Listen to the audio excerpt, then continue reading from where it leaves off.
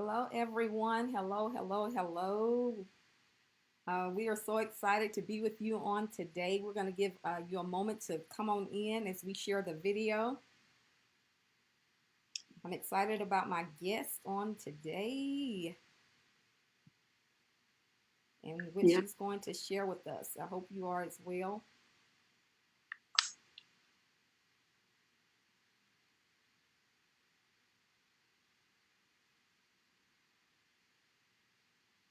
Awesome.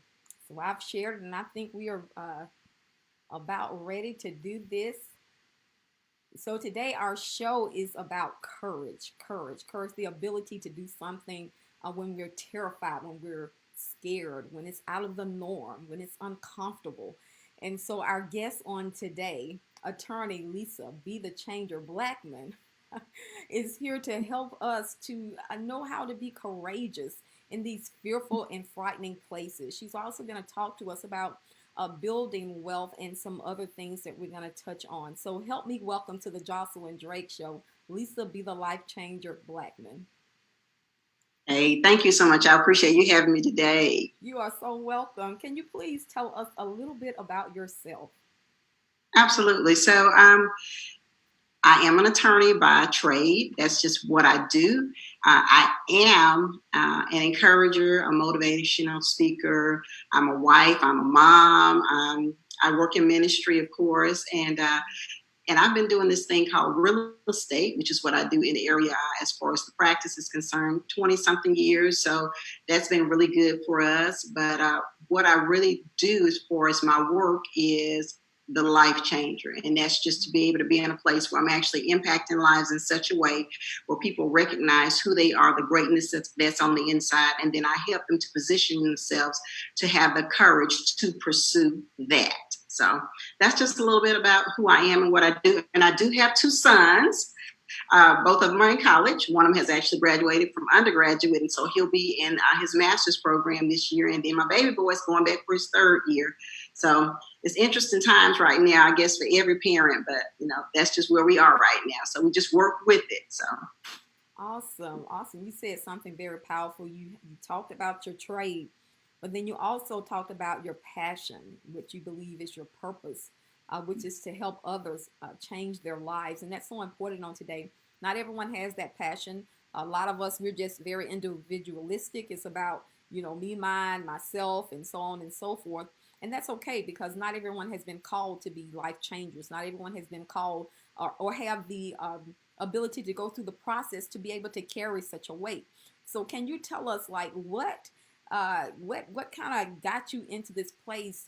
Was it something you went through that caused you to say, hey, I need to go beyond myself and see what I can do to help change others that I come across? So the truth of the matter is, it's one of those kind of, I guess when I think about it, it was not a fluke, but I was standing in the gym one day, the YMCA, Northeast YMCA, and I had just gotten off one of the machines. And then I just had this, I said, tell the world that they have greatness on the inside of them. Mm-hmm. So I pulled out my little phone and I did like a 2-minute video and I posted it. And I said, you have greatness on the inside. And then from that point, I began to say, hey, I need to do this more. Now, one of the things that I've pretty much known since I was a little girl is that I am a teacher at heart. And so I always wanted to educate people in one way or another. I did actually teach at the collegiate level. I taught English. But in having said that, once I did that video, it was almost like a bug had bitten me. I said, hey, I got to move this thing forward. And then that's when I actually began to explore and say, hey, Lisa, what is it that you can bring to the world? What value can you give the world? How can you make an impact? So I began to do the actual videos, which are under the umbrella of Motivation Monday. And then I began to do the live videos. And then I wrote my book. And my book was really part of my story as to why I think it's so important to have courage, because I realized at one point I wasn't in a courageous space. So I had to do the self-work because, we're our first client. Mm-hmm. We coach ourselves first. We mentor ourselves first. Absolutely. And so I began to just put some of those things out in the book about myself, but it was not like a life story, but tips and tools to help people get in that position so they can use courage, so they can implement it, so they can really figure out what it is that's holding them back from becoming who they've been called to be.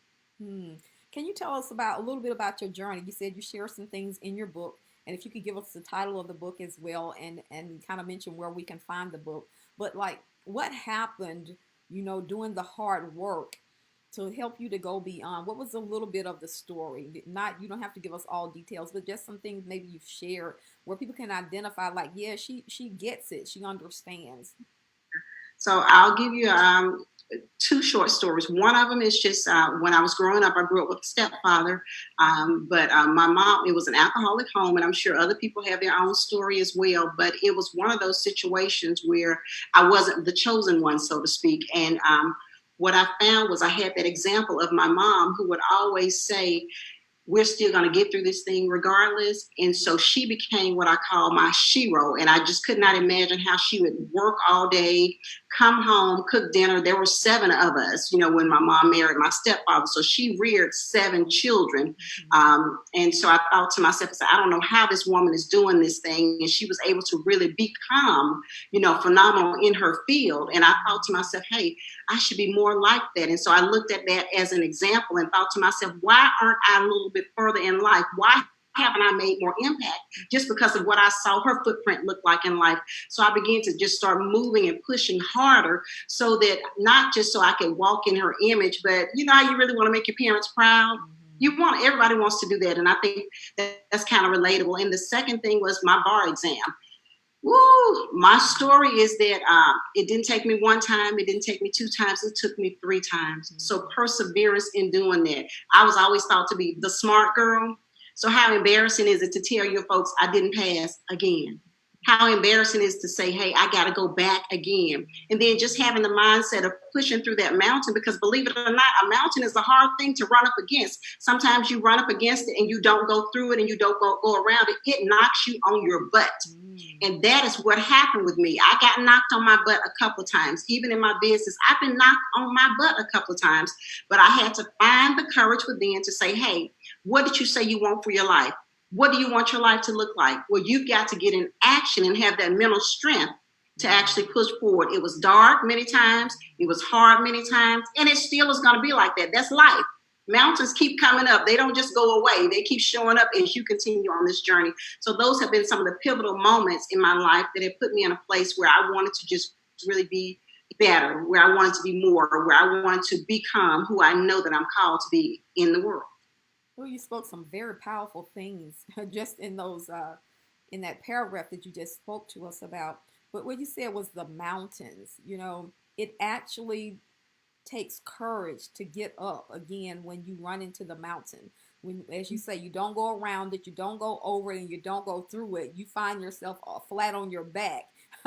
And then, you have to find some strength, some courage, because again, as you stated, it is embarrassing. To say, not as you say, 1 time, 2 times, 3 times, but what we've learned, failure is important in life because it teaches us how to do better. We know what not to do the next time, and then the next time we learn. So can you talk to us a little bit more? That was just extremely powerful. Tell us a little bit more, maybe not about yourself, but some of the people that you've had to come in contact with to encourage them to have courage, to do it scared, to do it anyway, to do it feeling rejected with no support. Just talk to us a little bit more about it. Yeah, so for me, the things that have been really, pivotal for me, other than the actual experiences, have also been some people that have come into my life. One of the things that I like to tell people is that when you're on the journey, you want people to walk with you. But sometimes it looks like you're walking by yourself. But I believe as you continue to get in action, as you continue to step, not only does the way manifest, but your team manifests, even if it's just your cheerleaders or if it's the people that are supposed to help you with your businesses and things like that. So what I found is that I've had to reach out to mentors. I've had to reach out to coaches. I've had to actually change my circle. And that can be challenging to people. It takes courage to say, hey, we can't hang out anymore like we used to hang out anymore. I can't spend all this time on the phone with you. It takes courage to do that because people are easily offended. And sometimes they have the mindset, oh, you're just trying to be more than us and things of that particular nature. I'm trying to be who I'm supposed to be. And I would that you would go on the journey with me and become who you're supposed to be as well. So it has caused me to have to change relationships with people. Again, like I said, change my circle, invest in myself with coaches and with mentors, going to classes, doing the research, doing the work, because again, like we referenced the mountains, they will still continue to come.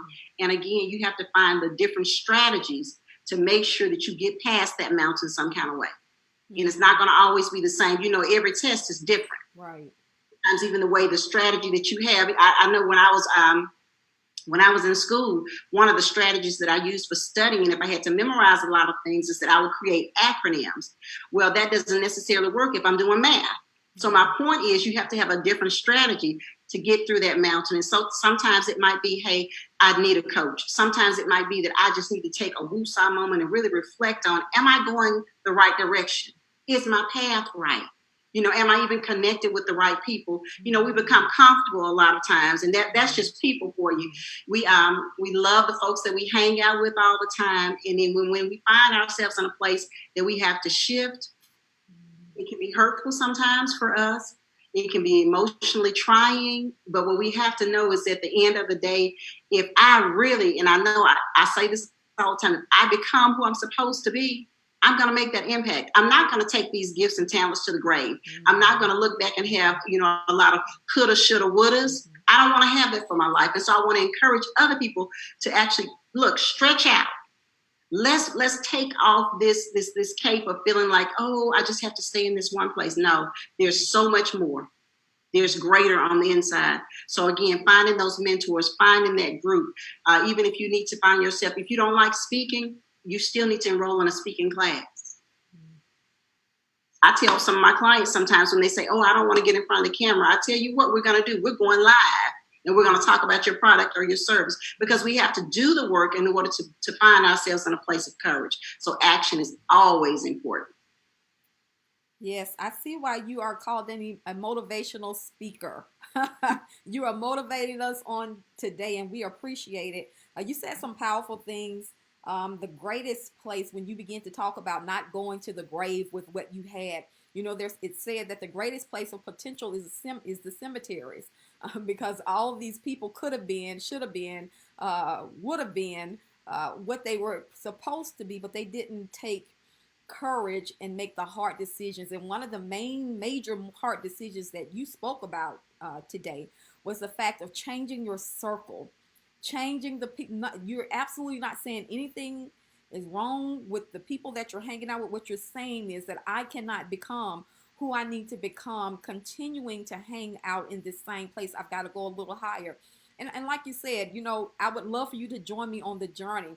But a lot of times people become offended, and they want to talk about you and get upset with you, as opposed to saying, you know, I get it. I too need to become better than what I am. Because if you're the smartest person in the room, then you need to definitely change your friends and get around some people that know a little bit more about you. Thank you so much for what you've been sharing so far. Tell us, you know, it takes courage to fail. It takes courage to be. Today, there's so many opinions. Everybody wants to have an opinion about who you are, who you should be, so on and so forth. But it takes courage to just stand and say, this is who I am. Take it or leave it. Unapologetically, I can only be me. So help us to talk about the courage to be me. So, and it's funny that you would say that. I actually I have a private group that I work with called The Art of Courage. And so I asked them, they thought it was just an exercise, but I asked them to make a list of affirmations, what they thought about themselves. And one of the things that I found was when I looked at the affirmations, some people did it and some people didn't. Some people would just go in hard or like the other comments that had been made. And so my question was, did you heart and like and not put anything down because you were afraid that you are not? Mm-hmm. Or even the people that wrote things down, did you write things down that you thought were going to be celebrated? Did you write down the things that you thought people wanted to hear? You know, we do things like that. You know, just like I tell people, you know, Facebook is one of those things. It's a great tool, but it can also be one of those things that it can be a distraction to you, in the sense that people will post what looks like highlights, but when you turn off the camera, they have lowlights. Mm-hmm.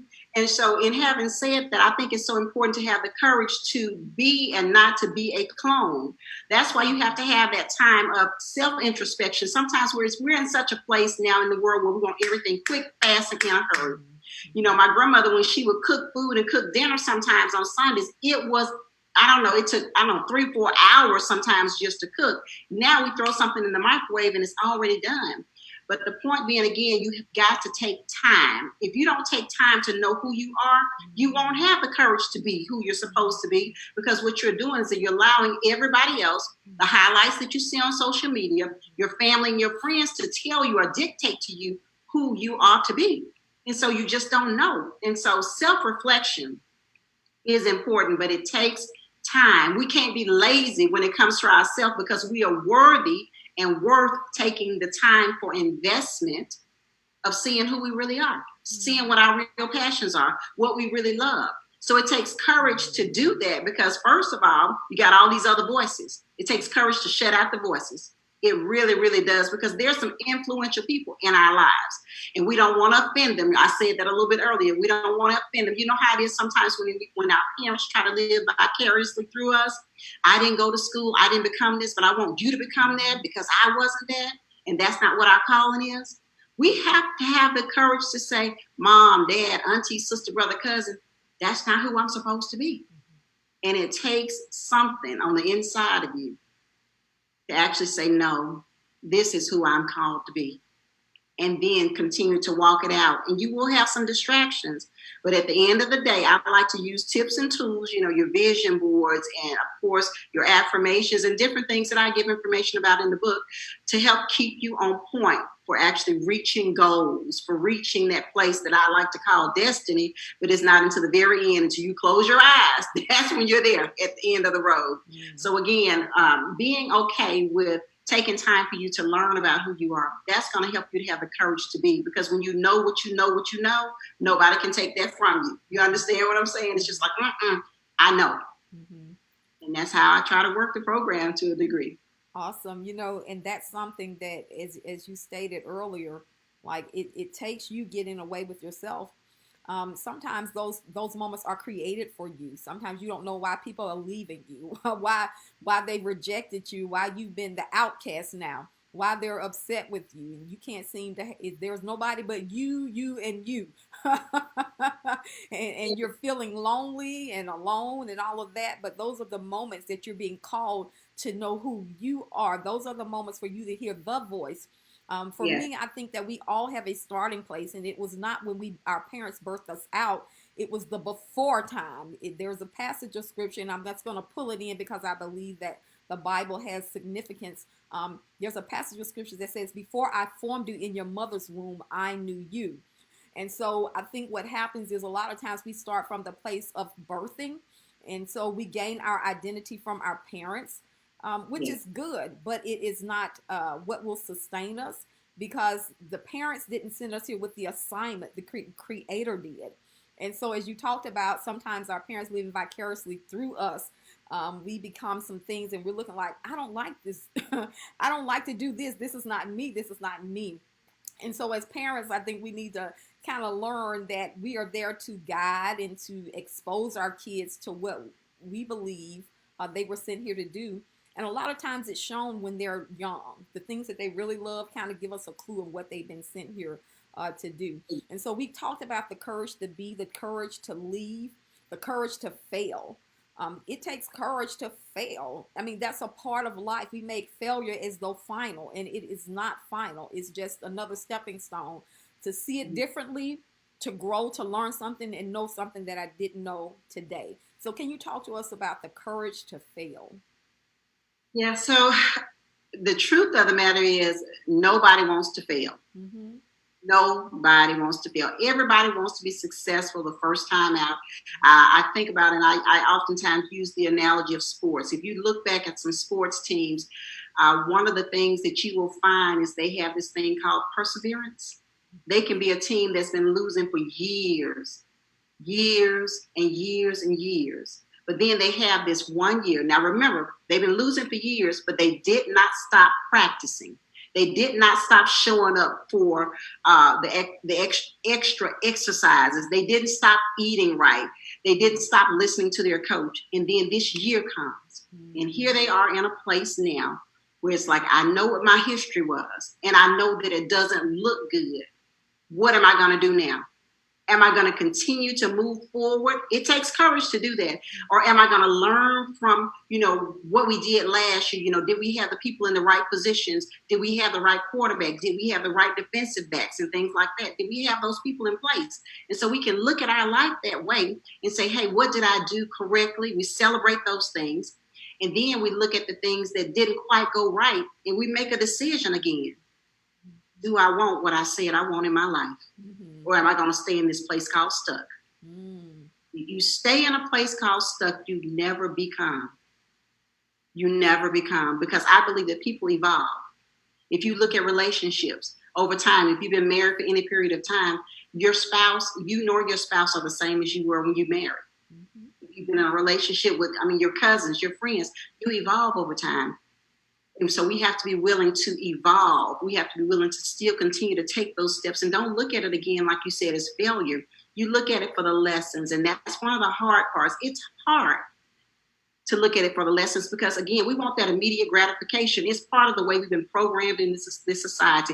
If I throw the ball in the air, I expect it to go in the net the first time. I don't want to have to do it 50 million other times. And then again, we have those voices. What are people saying? What are people thinking? What are you thinking about you?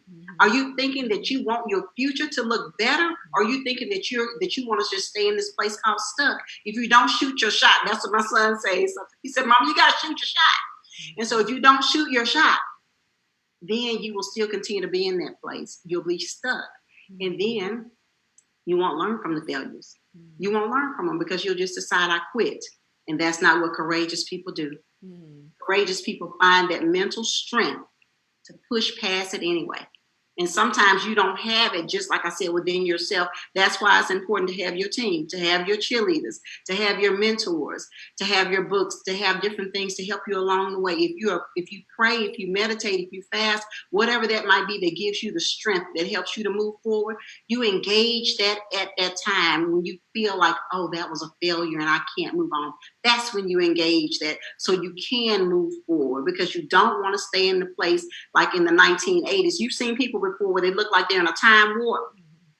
People are like that sometimes, even in their mindset. We are forward-moving thinking, forward-moving people. And so we've got to think forward. Life is something that's not stagnant. It's constantly moving. It's constantly evolving. So when we look at our failures, we look at these things that we didn't do quite right. Okay, let's learn from it and let's move. And if you need some help with that, that's why you engage other people. That's why you help other people, get other people to help you on the journey. Again, it's not meant to be walked alone. We look at the Bible, as you were referencing a scripture. Adam didn't do it by himself. God said it's not good for him to be by himself. Man needs somebody else. So we need each other. We need some help. So when we have those times when we didn't do it just like we thought we should do it, there's somebody to help encourage us. And even if not, you're going to have to sometimes just encourage yourself. And that's the way it is sometimes. Yeah. Absolutely. Encourage yourself. Our self-talk can be the most damaging thing of all. It's more important, not what people say about us, but what we say to ourselves and what we say about ourselves. So that's going to be key. You talk about the courage to be unstuck. that comes out of the place of failure, the courage to pick it up and to move forward. But what about the courage to use your voice? And I want to say, too, if you have any questions for Lisa, please place them in the comment section and we will address those. But what about the courage to use your voice? Like some of us, as you spoke, you were talking about the assignment in your Facebook group. Some people didn't say anything. They just liked other people's comments. And then others were saying things that they may have, those good highlights and good moments. But sometimes we are quiet because we think that our questions aren't good, that they're horrible questions. Or our voice doesn't have any weight because we've been having encounters maybe with family, friends, and so on and so forth who have not honored our voice. But it takes courage to still speak and use your voice even when it seems like nobody's paying attention. So can you talk to us about the power of our voice and the courage to use your voice? Absolutely. So I have always been a talker. I don't know if you can tell that or not. I can just talk. I tell my husband, he knows he can just shake me in the morning. I can just start talking. So I have never really had a problem with talking, but what I'm saying has been an issue for me in the past. So this is my transparent moment. I've had people to say to me, well, Lisa, I never thought of you as being a person that didn't always just speak your mind and didn't really care whether people thought whatever about it. But I have been in that place before where I felt like they're going to reject me. And that's what it really comes down to sometimes. Everybody wants to be accepted. When people say, I don't care what anybody says. Yes, we do. I don't care. Sticks and stones may break my bones, but words will never hurt me. That's just not true. Words have power. We are framing our life with our words. Mm-hmm. But in having said that, to have the courage to find your voice, first of all, again, it goes back to spending time with yourself to really truly find out who you are and what your voice truly is. If you look at a choir, everybody's not a lead singer. Mm-hmm. Some people, they're just singing in the background. That's what they're doing. Mm-hmm. But some people are lead singers, but every lead singer does not want to sound like, Vanessa Bell Armstrong. They've got to find their voice. And that's the thing about it. If you don't take time to know who you are, you don't know what your message should be. You don't know what you should be presenting to the world. You don't know what you need to even be saying, because we're saying things with our actions. We know that. If I do like this, I just said something to you. And so finding your voice is going to be important.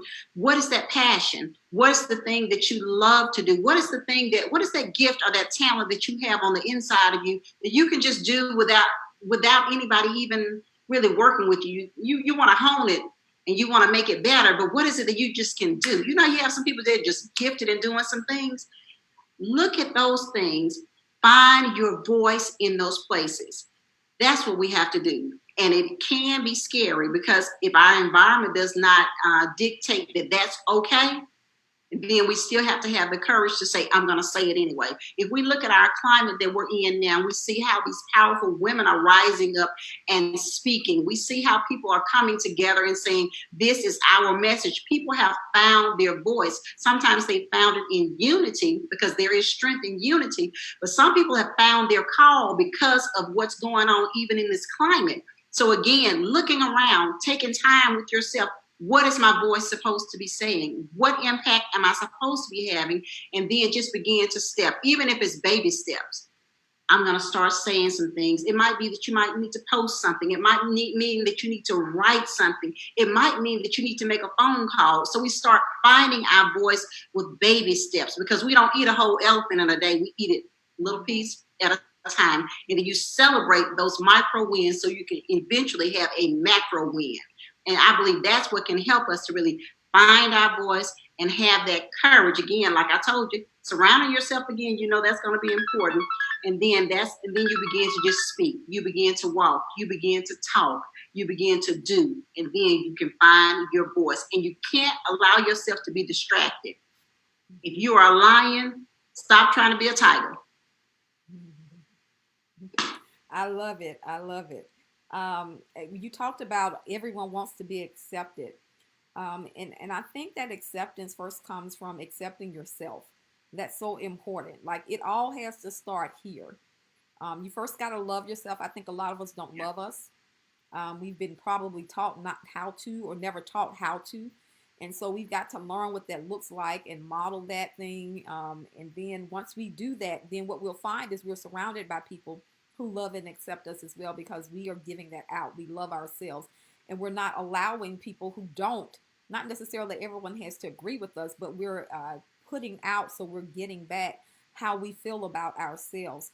And so you talked about finding your voice, even if it's to one person. Like, some of us think that we don't have a voice because we're not talking to 100 people or 1,000 people or 1,000,000 people. It doesn't matter the number. What's important is you saying what you were sent here to do. Can you talk to us, encourage us a little bit about that? The numbers doesn't matter. Just do what you're supposed to be doing. Yeah, absolutely. So I like to still go back to me. when I began this journey, I want to say that when I started putting my videos out, I might have had maybe 10 people that saw the video. But I knew that what I had to say, I began to believe that what I had to say was supposed to impact those 10 people. And so I kept saying it to those 10 people. Then those 10 people began to tell somebody else. But my point being, it's not about the number of people within those 10 people. If I got one message that said, Lisa, that really encouraged me, that really blessed me, that really helped me to think about what my path needs to be. That right there made my day all day long. And so that one person might be called to the millions, but I did my part. Right. It's important to understand we've got to stay in our lane. Everybody is not called to the megas where you might see it, but because I believe we're all interconnected, you might have actually been the person that helped them to get to the megas, which means that you were called to them as well. Mm-hmm. So what I'm saying is we have to be confident and okay with whoever we've been called to serve, to be comfortable and okay with, hey, I might be called to, teach 3 people, but those 3 people, if they've changed their lives, if they found out who they're supposed to be because my fingerprint was on their life, I've done my part. And sometimes we get so caught up in the numbers. That's one of the things that social media has actually, we bought into that as well. We buy into the numbers. But if you haven't made an impact, the numbers don't matter. Even for those that have thousands and thousands, like you talked about, even the whole thing about that love, you can have all these people that are hearting and loving what you do. But when it comes down to it, who really loves you of those people? Mm-hmm. But if you don't have your own self-love, you're gonna have a problem because you'll have this huge mass of people that are on the outside. There's nobody to be intimate with you on the inside, and everybody needs somebody to truly connect with. Mm-hmm. So it's okay if you don't have what you might consider the numbers. Be good with your lane. We all need to be good. Everybody's not called to be TD Jakes. Mm-hmm. They're not. Everybody's not called to be Will Smith. I'm just saying the people that have these huge followings. Everybody's not called to that, but we are called to impact. We are called to make positive change. We all have some work to do. And if we become self-satisfied, then we'll be okay with the audience, whether it's 1 or whether it's 1,000,000. Absolutely, absolutely. I think we need to realize that some people are generalists and some people are specialists. And so when you're a specialist, you don't do a number of, it's a small percentage of what you specialize in out of that entire mass of people. So when you see someone that has a huge following, in essence, it can be just, I'm not saying they're generalists, but for the most part, it may be a generalized type of situation. Whereas you are a surgeon and you specialize in certain things. So you only have, maybe 20 or 50, but those 20 and 50 that you're specializing with and placing surgery on, they're going to go out and touch the masses. So we each have to love what we've been called to do. That's all we've been asked to do. I can only do and be who I've been called to do and to be. And so I think once we all can get comfortable with that and not look at the other person and begin to compare and compete with other people, but knowing that we're all interconnected, as you stated, I'm doing my part, you're doing your part, and so the world will be better for it. You also have some keys to building wealth. So can you talk to us a little bit about the importance of establishing and having that generational mindset, that it's just not about me. I've got to do some things for the generations yet unborn, my kids, their children, their children, and their children. And it starts with me. There's some boundaries, some things I have to break that's happened previously, but I've got to have the courage to do it. Somebody's got to do it. If not, my kids are going to have to deal with it. And I don't want them to have to deal with it on my watch.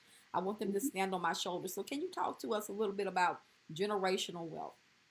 Sure, absolutely. You're correct. It does take courage.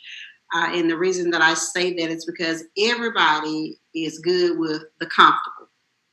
Everybody's good with what they're familiar with.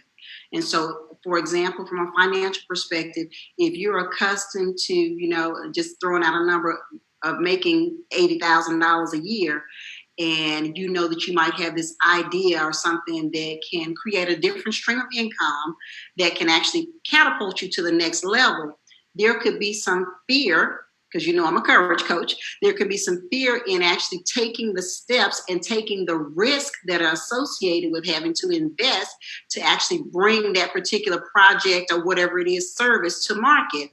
But I think that it's going to be important for us to realize, like you said, somebody has got to be the one.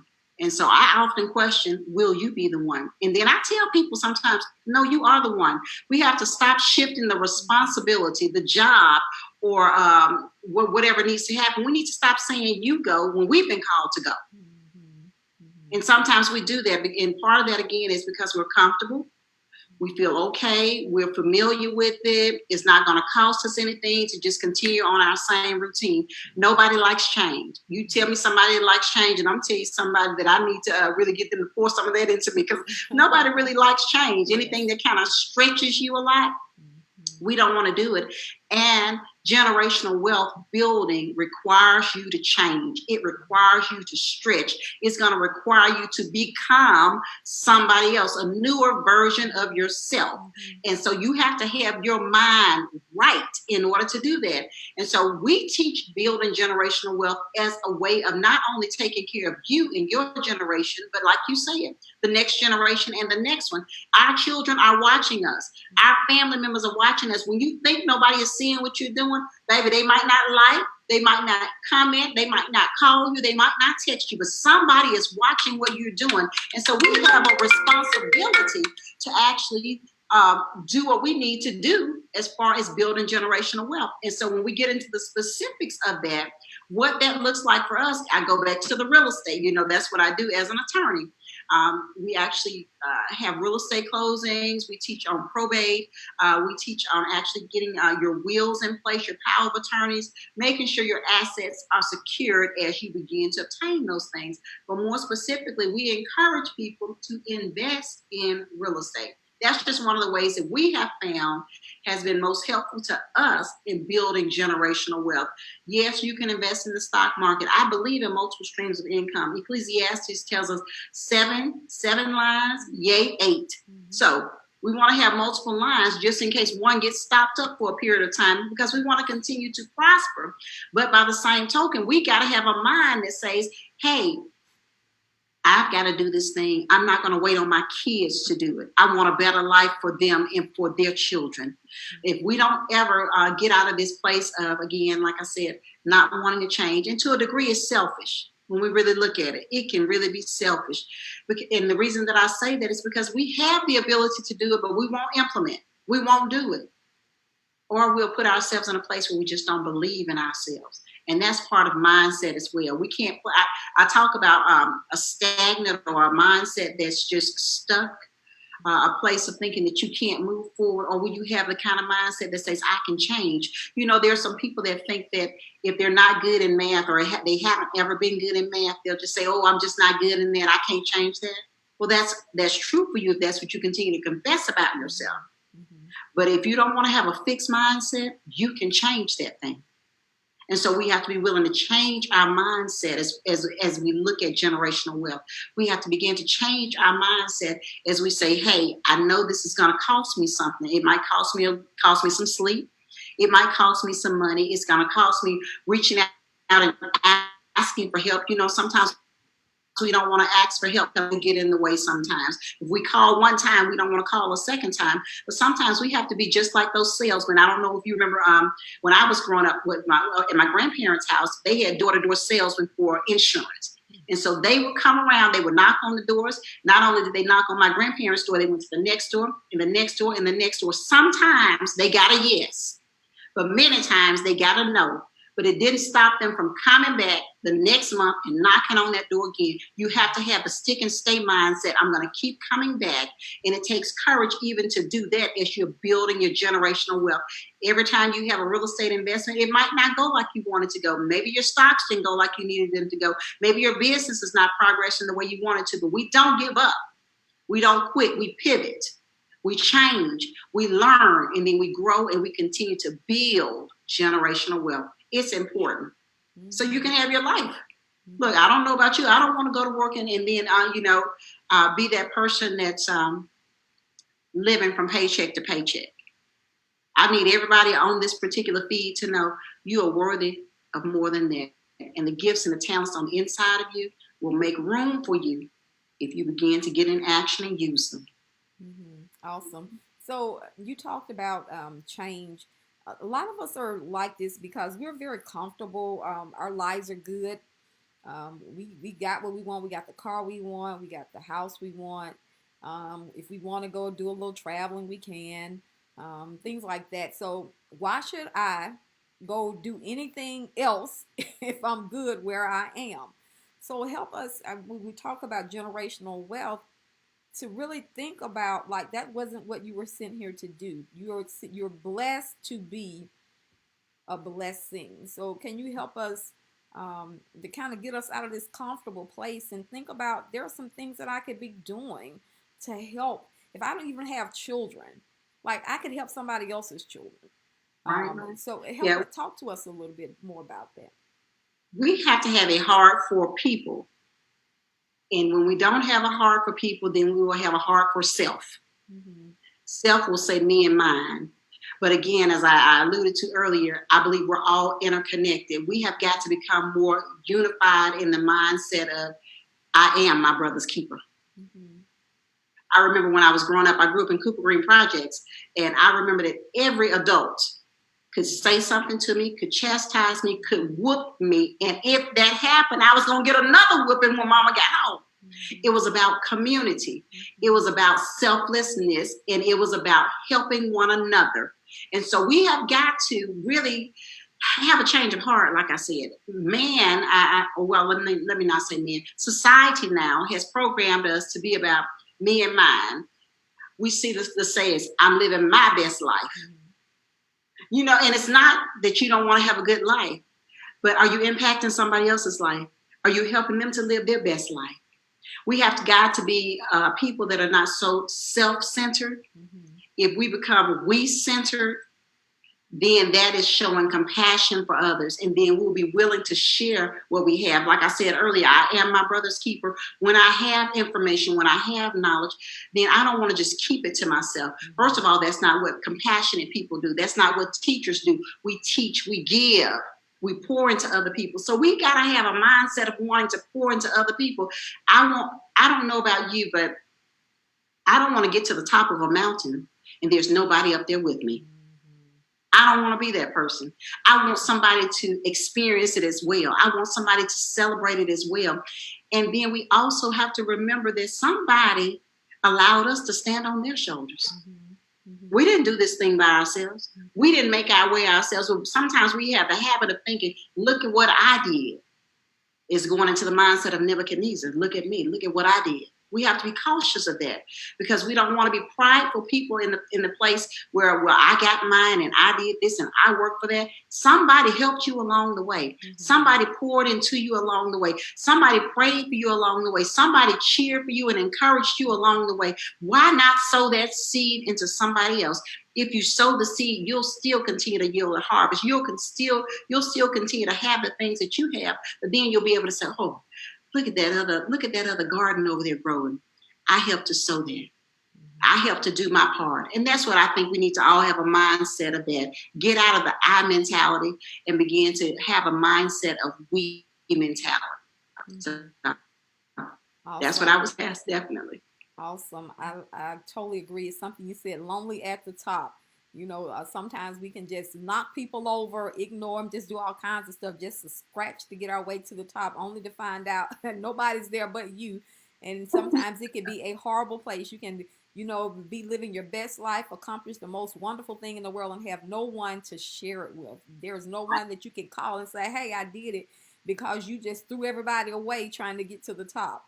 That was powerful what you said. So you talked about real estate. Can you tell us a little bit about the real estate investment side for those who may be interested? A lot of people are wanting to, but it takes courage because we don't know the language. We don't know certain things about the industry. So it will take courage to learn something new.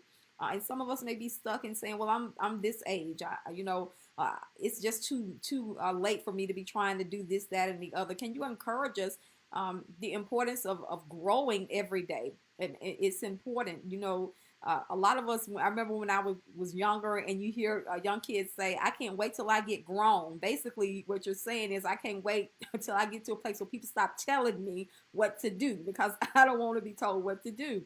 But life is not being grown. Life is about getting to a place of growing. We should all be growing, stretching every day to be what you said, the best version of ourselves. There's another me for tomorrow. In fact, what my destiny entails, this version of me cannot handle that. I have to grow in order to be able to carry the responsibility of that. So, can you talk to us about the real estate investment side of it for even those who are scared and terrified, or just saying, whatever, I'm too old for that? Talk to us a little bit about. First of all, I want to say this. As long as you have soundness of mind, a portion of health, and then you have some breath in your body, it's not too late. I have a chapter in my book. I'm going to go back to that again, that it's not too late. And the reason I say that, I'm going to talk about the generational wealth, but I look at myself. I'm in my 50s, and here I am pivoting to something else, something brand new. And it's brand new in the sense that I've been doing this thing called law 20-something years. I've been teaching, yes, for like 15 years or more, but going into the actual business of mentoring and coaching, I've not been doing that, even though I've been, on a formal level. But I made a decision that I can't stay in this place called stuck, like I said. And so I want to encourage anybody that's on here, whether you're older or even if you're younger, it's okay. Everybody has a first day at everything. Every one of us, getting on a live, going to a job, going to school. Everybody had a first day. But once we took that first day, we came back the second day and the third day and so forth. So it's important to understand, again, it's not too late. That's the first thing. And then regarding the generational wealth with the real estate, it can be a lot of information. That's why you need somebody to help you not make the rookie mistakes. That's why you need somebody to guide you through the process that understands and that has the knowledge to help you on the journey. You don't have to walk out here by yourself. And so what we teach is all the way from A to Z. And what I mean by that is we teach the financial piece, first of all, because people think, oh, I'll just start buying. Where are you going to get the money from? Where's your budget really look like? And then some people will say, oh, I don't have the money. We have more money than we really realize sometimes.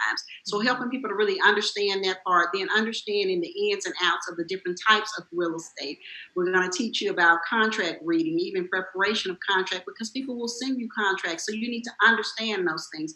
You need to understand who needs to be in your team. You need to understand about having a legalized business. That's part of the law practice that we also offer that service as well. We don't want you to get out there operating under Joe Blow, and that's you. Your name is Joe Blow. Well, if people have to sue somebody, they're going to sue Joe Blow instead of Joe Blow Enterprises. And so it makes a difference even in knowing those things, and then being able to really navigate these waters of finding out who else you need to have to pour into you, because we don't say we know it all, but we know some people that can help you on the journey. We want to connect you even with other people that can take you forward. That's one of the things, again, about having the mindset of we. I'm not trying to teach it all. Josilyn has something to teach you as well. Let me refer you to her so she can help you on your journey. Are you hearing what I'm saying? So it's not that you have to do this thing alone, but you just have to make the steps. You have to make the phone call and say, hey, let's talk about this and see if this is something that we can do. And again, like I said, anything that's new, change, it can always create the fast heartbeat, the sweaty hands, and the wondering, can I do this? I need you to know you can do this thing. It's a matter of making that first step. Hey, when you make that step again, you're going to have somebody that can walk with you on the journey. So it's definitely not too late, but you want to go ahead and get in the game. You don't want to be that person, 5 years from now, oh, I wish I had gotten in the game. But if you find yourself in that place today, maybe you said that a couple of years ago, you don't have to stay stuck. Go ahead and let's move forward with learning this thing called real estate, learning about how it can be a blessing to you and the next generation and the next generation. Generational wealth is what we really want to build. So awesome. I love what you're doing. It is so key. Some of us, we want to do it, and we read books, but books don't answer questions. We can't call the author and say, well, you said this, but I'm running into this. So how do I navigate that? So I love the fact that you have this class or course for people to be able to come in and to you help them walk through. You get quicker when you have a teacher, when you have mentors, when you have people you can call and say, hey, I called this place and they said this. What should be my next steps? That's what mentors and coaches do. They show you and help you to know the next step. They connect you and put you into places, into rooms that you could never get into yourself.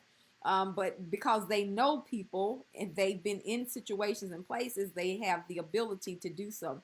So I know you've got to get back to what you do every day, but we want to know, can you tell us if anyone wants to reach out and they want to walk through your courses, they want to get your book, or they want to go through the wealth building class that you offer, can you give us information?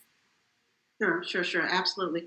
So, if you go to my website, a couple of ways to get in touch with me. First is my website, lisabthelifechanger.com.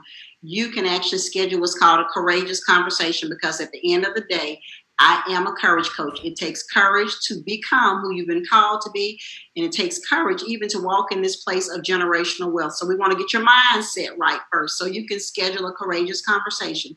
I oftentimes tell people what it's going to cost you is a little transparency and some time. That's what a courageous conversation will cost you, so you can connect that way. Or you can connect with me if we're friends on Facebook. You can inbox me, and then we can schedule a time to talk about these things. Because I think it's so important to not just look at yourself in the mirror and say, hey, I need some help with that. I need to make some change. Then we walk away and we never do anything. It's almost like when we go to church, we heard the message, whoo, that was good. Well, what did they talk about? I don't know, but it was good. So we know that we've got to make some change. So I just want to encourage you to connect with me on that particular level.